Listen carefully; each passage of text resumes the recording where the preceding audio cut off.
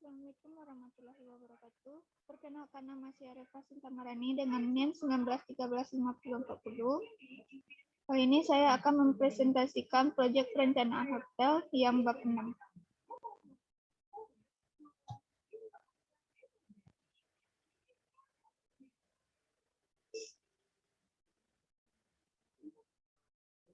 Bab 6 yaitu mengenai aspek keuangan. Yang pertama, komponen biaya investasi. The Keminang Hotel Bukit Tinggi merupakan sebuah investasi hotel yang didirikan di atas tanah seluas 1.960 meter persegi. Dengan tinggi 20 meter, terletak di daerah Matuaya Gadui, Kecamatan Telatang Kamang, Kabupaten Agam, Kota Bukit Tinggi. Di mana tanah tersebut merupakan kepemilikan Mr. Hidrianto Mitsuiti. Dalam membangun proyek ini, ada beberapa biaya investasi yang dibutuhkan. Di bawah ini merupakan komponen-komponen biaya investasi yang dibutuhkan dalam pembangunan hotel ini beserta dengan rasionya. Yang pertama, building dengan 45%. Yang kedua, mechanical dan electrical 27%, FFE 20%, interest during construction 1,90%. Pre-opening expenses 2,45%, working capital 3,65%.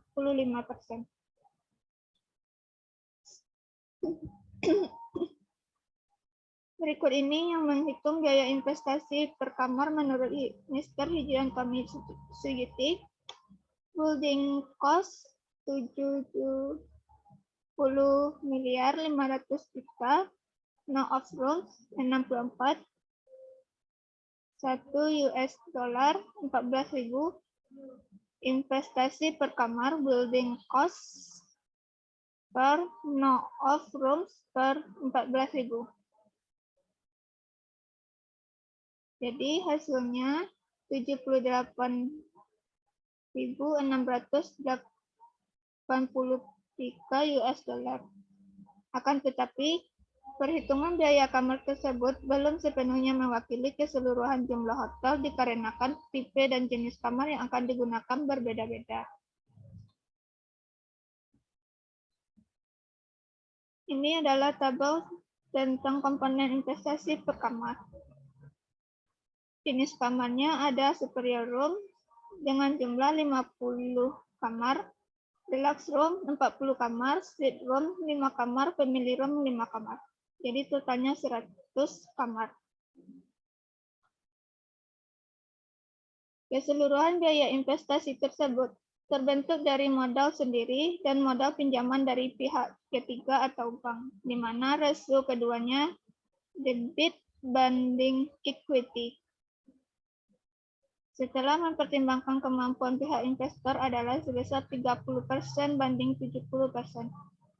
Proses pembangunan The Keminang Hotel Bukit Tinggi itu sendiri akan memakan waktu selama 14 bulan terhitung mulai tanggal 1 Juli 2022 sehingga tahap awal operasional atau soft opening diperkirakan dapat terlaksana pada tanggal 1 September 2023.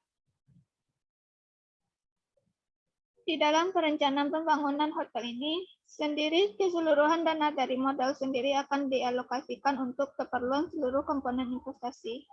Diperkirakan dana tersebut dapat mencukupi untuk jangka waktu pembangunan selama 14 bulan sampai menjelang soft opening. Jumlah dana pinjaman akan mulai diperlukan pada saat awal pendirian bangunan sebesar 70 miliar 500 juta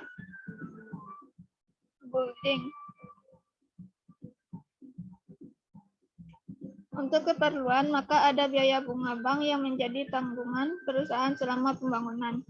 Rincian dana pinjaman yang diperlukan selama 24 bulan menjelang pembukaan serta interest during construction. Selanjutnya yaitu revenue. Yang pertama, room revenue.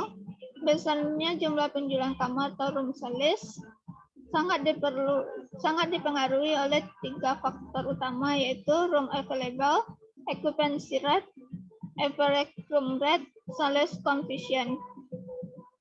Yang kedua, food and beverage revenue.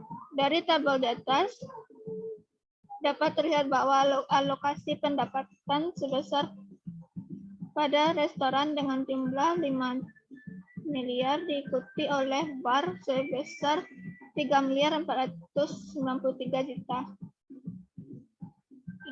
Yang ketiga, minor operating department atau MOD revenue. Selain dari room dan food and beverage revenue, Deking Minang Hotel Bukit Tinggi juga memperoleh pendapatan dari penggunaan fasilitas fitness, pantry, telepon, dan laundry and dry cleaning.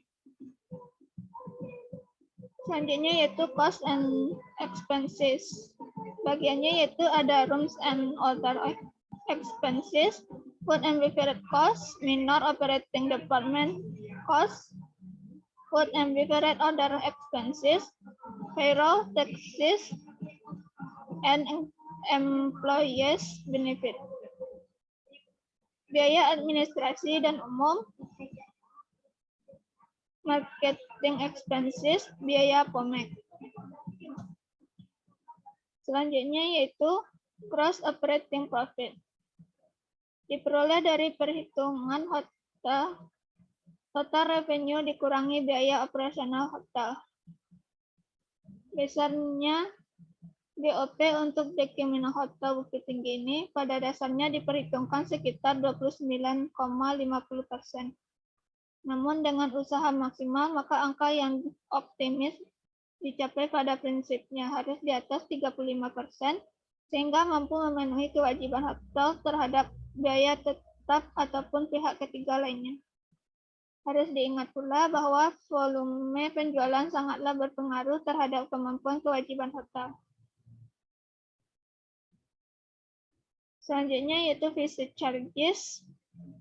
Biaya-biaya yang termasuk dalam golongan biaya tetap atau visit charges terdiri atas premi asuransi, depresiasi, amortisasi bunga pinjaman atau interest, pajak bumi dan bangunan. Selanjutnya yaitu pro forma income statement dan pro forma cash flow. Pro forma income statement hotel yang menggambarkan pengelolaan Deking Minang Hotel Bukit Tinggi yang terdiri dari komponen tolak ukur operasional yang terdiri antara lain rasio tingkat huni kamar, rata-rata harga kamar, sales per contact, rasio laba kotor atau gross operating profit ratio. Rata-rata harga kamar mengalami kenaikan sebesar 5% per tahun, sedangkan rata-rata tingkat huni kamar mengalami pergerakan antara 56% sampai 74% dalam jangka waktu 10 tahun atau mengalami kenaikan sebesar 2% setiap tahunnya.